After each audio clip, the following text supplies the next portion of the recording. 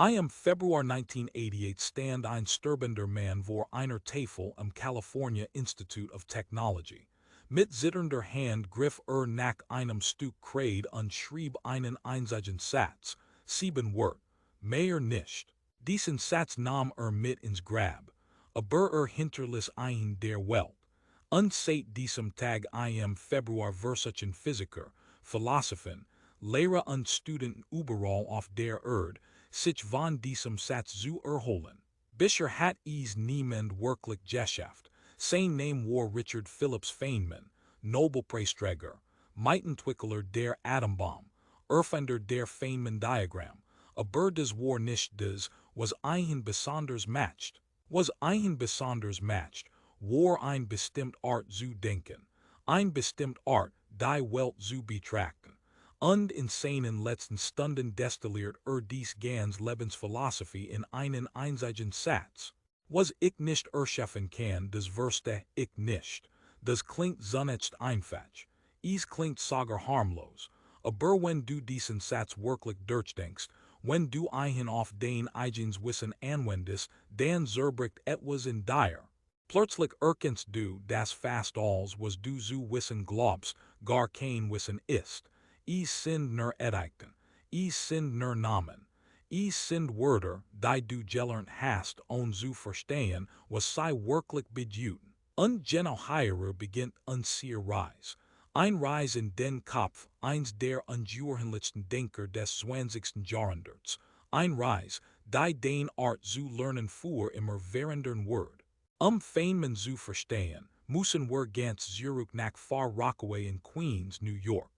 Dort wuchs ein neugieriger kleiner Jung auf, der ein Frage stellt, die sein ganzes Leben lang nicht mehr loslassen soll. Warum bewegt sich der Vogel so? Warum fällt der Apfel nach unten?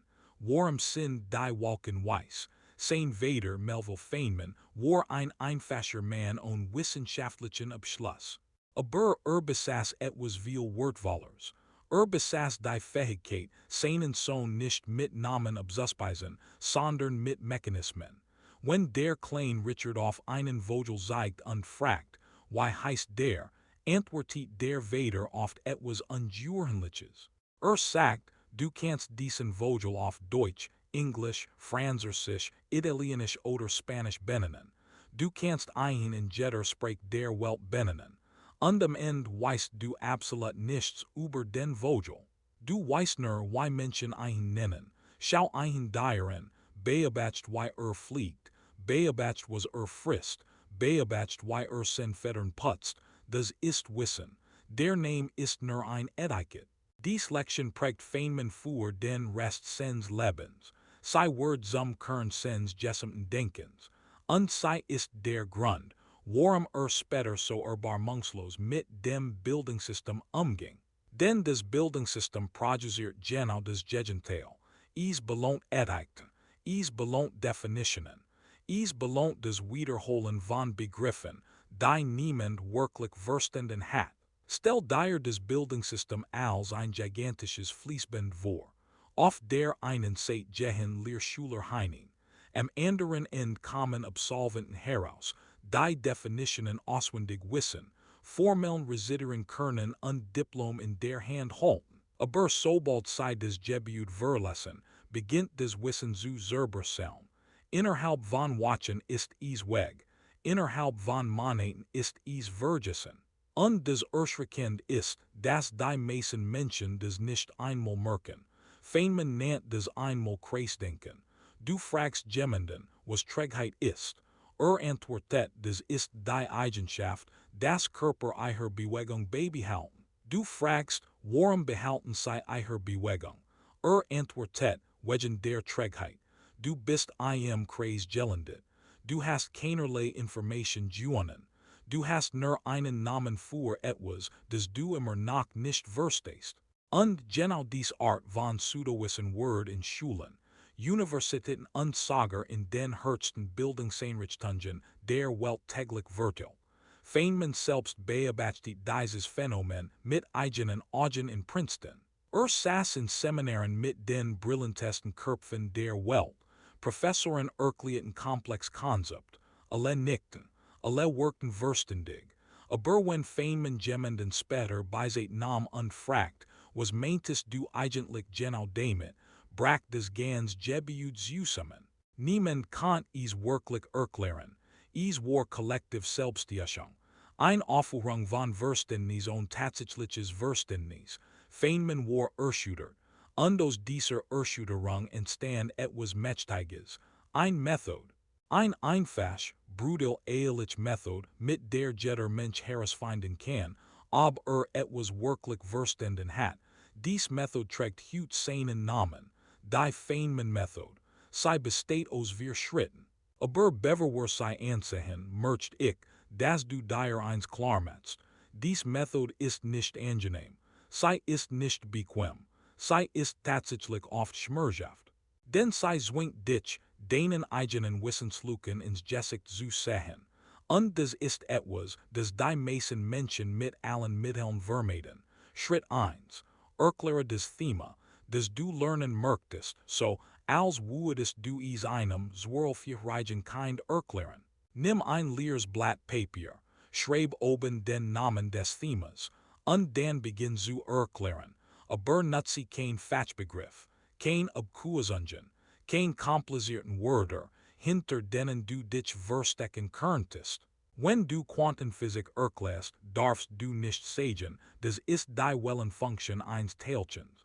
Du musst sagen, was ein Well ist. Du musst sagen, was ein Teilchen ist. Du musst sagen, warum es überhaupt eine Funktion gibt. Du musst die Sache selbst beschreiben, nicht die Edikten. Und genau hierer passiert das Wunder, oder besser gesagt, der Zusammenbruch. Den fast jeder, der das ehrlich versucht, stürzt nach wenigen Sätzen gegen ein Wand. Plötzlich weißt du nicht weiter. Plötzlich fehlen dir die Wort. Plötzlich merkst du, dass du ein Stell erreicht hast, und der du absolut keine Ahnung hast. Dieses Gefühl ist unangenehm. Es fühlt sich wie Versagen an. Aber Feynman würde dir sagen, das ist kein Versagen. Das ist der wertvollste Moment des gesamten Lernprozesses. Das ist der Moment, in dem du zum ersten Mal siehst, was du wirklich weißt und was du nicht weißt. Damit kommen wir zu Schritt 2. Find die Lücke, markier genau die Stelle, an der du stecken geblieben bist. Umkreis sei, schreib den Ben, was du nicht erklären konntest. Das ist dein echt Aufgabe, nicht das ganz Thema, nicht der ganz Berg, nur dies ein Lücke. Die meisten Menschen reagieren auf solch Lücken mit Vermeidung. Sie blättern weiter, sie überspringen den Abschnitt, sie sagen sich das Wort ich später nachholen, aber später kommt nahe. Feynmans Reaction war das Gegenteil, ging genau dorthin. Holt sich ein Taschenlamp und stieg in die Lücke hinein, denn wusste, dass dort in dieser Lücke das eigentlich Verständnis verborgen liegt. Und dann gehst du zurück zur Quelle, zum Lehrbuch, zum Originalpapier, zum Lehrer, aber diesmal liest du anders. Diesmal liest du nicht, den Augen über die Zeit gleiten zu lassen. Diesmal liest du, dies ein spezifisch Frage zu beantworten. Du bleibst an einer Stelle. Du formulierst du matchst dir Notizen in eigenen Worten. Und du bleibst so lange dort, bis es klar wird. Feynman war berühmt dafür, dass manchmal watchen in einem einzigen Konzept saß. Nicht weil dumm war, sondern weil sich weigert weiterzugehen, bevor es wirklich verstanden hat. Schritt 3. Vereinfach. Sobald du die Lücke gefühlt hast, gehst du zurück zu deiner Erklärung. Und jetzt versuchst du, die ganz Sachen nach einfacher Wort zu fassen. Du baust Analogien. Du erfindest Bilder, du erzählst Geschichten. Feynman war ein Meister darin. Erklärt komplex Quantenphänomen mit Beispielen aus dem Alltag. Elektronen werden zu kleinen Bällen in einem Labyrinth. Das Verhalten von Licht wird zu einem Rennen zwischen verschiedenen Wedgen. Die Heisenbergs unschärfe Relation wird zu einer Taschenlampe, die das Teilchen beleuchtet und es dabei verschiebt. Je genauer du es sehen willst, desto mehr veränderst du es. Dies Analogien wären nicht nur Vereinfachungen. sei wären beweis des Verständnisses. Denn nur were ein Sasch wirklich verstanden hat, kann sei in einfachen Bildern ausdrücken. Hierer liegt vielleicht des größten Missverständnis über Wissenschaft. Viel Menschen denken, kompliziert sprach sei ein Zeichen von Intelligenz, das Gegenteil ist wahr. Kompliziert sprach ist oft ein Versteck. Ein Schutzschild gegen die Frage, was bedeutet das eigentlich? Feynman sagt einmal, wenn du ein wissenschaftlich Idee nicht so erklären kannst, dass ein Erstsemestler sei versteht, dann hast du sei selbst nicht wirklich verstanden. Das war keine Beleidigung. Das war eine Beobachtung über die Natur des echten Verständnisses. Schritt wir, wiederhol, aber nicht in dem Sinn, dass du das gleich wieder und wieder tust, sondern in dem Sinn, dass du die Spiral weiter aufwärts drehst, bei jeder Wiederholung wird deine Erklärung präziser, klarer, tiefer. Du entdeckst nu Lücken, die beim ersten Mal verborgen wären. Du baust nu Verbindungen. Du siehst querverweise zu anderen Themen, die du verstanden hast. Das ist kein Schlaf des Scheiterns. Das ist ein Spiral des Wachstums. Lass uns ein konkretes Beispiel anschauen. Die spezielle Relativitätstheorie. Die meisten Menschen sagen, das ist die Theorie, dass Zeit relativ ist. Das ist ein Etikett. Das ist kein Wissen. Wenn du es wirklich verstehen willst, musst du tiefer gehen. Du musst dich fragen, warum bewegt sich Licht in jedem Basicsystem gleich schnell? Stell dir einen Zug vor, der mit 100 Kilometern pro Stunde fährt. Ein Passagier wirft einen Ball mit 20 Kilometern pro Stunde nach vorn. Die Geschwindigkeit für jemanden außerhalb des Zuges ist 120. Das ist intuitiv. Das ist klassisch Physik. Aber wenn der Passagier ein Taschenlampe nach vorn hält, dann bewegt sich das Licht nicht mit der Lichtgeschwindigkeit plus der Zuggeschwindigkeit.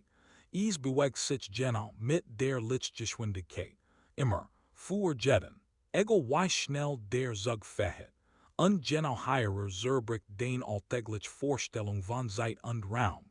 Denn wenn die Geschwindigkeit des Lichts nicht verändert werden kann, dann müssen Zeit und Raum selbst sich verbiegen, dies Konstante zu bewahren. Das ist Relativität, nicht das Etikett, sondern das Bild dahinter.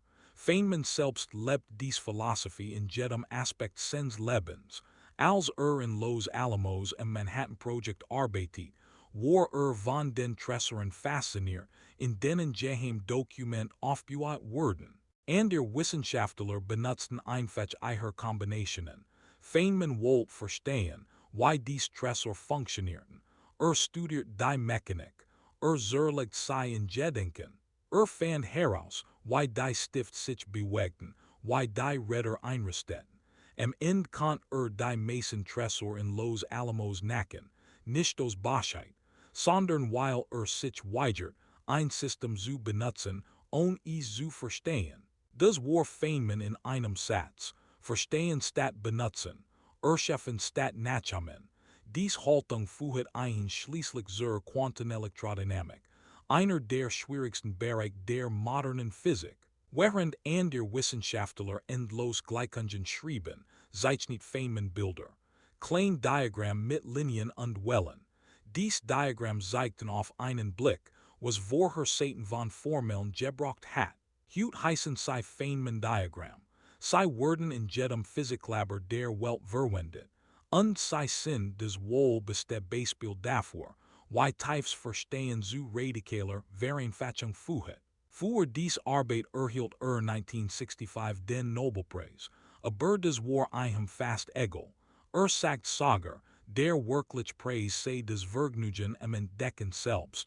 Jetzt frag dich, wie viel Informationen konsumierst du jeden Tag, wie viel Videos, wie viel Artikel, wie viel Posts, du scrollst durch dein Handy und nimmst Etiketten auf, Quantenphysik, künstliche Intelligenz, Evolution, Relativität, Bewusstsein, sech Etiketten in 5 Minuten, aber null tief. Feynman saß täglich in einer einzigen Idee, und genau deshalb verstand Dinge, die andere nur benennten. Wie wendest du das jetzt konkret an? Nimm nach Hut ein Thema, das du wirklich verstehen möchtest. Es muss nichts wissenschaftliches sein. Es kann irgendetwas sein. Why does Internet funktionieren? Was Inflation wirklich bedeutet? Why ein Auto fährt? Nimm ein leeres Blatt Papier, schreib das Thema oben. Und dann erkläre es so, als würdest du einem Kind gegenübersitzen. Markier jede Stelle, und der du stecken bleibst. Jehes Uruk zurquell. Learn genau das was dir fehlt, komm zurück, Verenfasch, wiederhol, das ist alles, es kostet kein Geld, es kostet kein App, es kostet nur Ehrlichkeit, und genau das macht es so schwer. Erinnerst du dich an den Satz vom Anfang, was ich nicht erschaffen kann, das verste ich nicht. Feynman schrieb diesen Satz in die Tafel, kurs bever starb, es war kein Floskel. Es war die Zusammenfassung eines ganzen Lebens.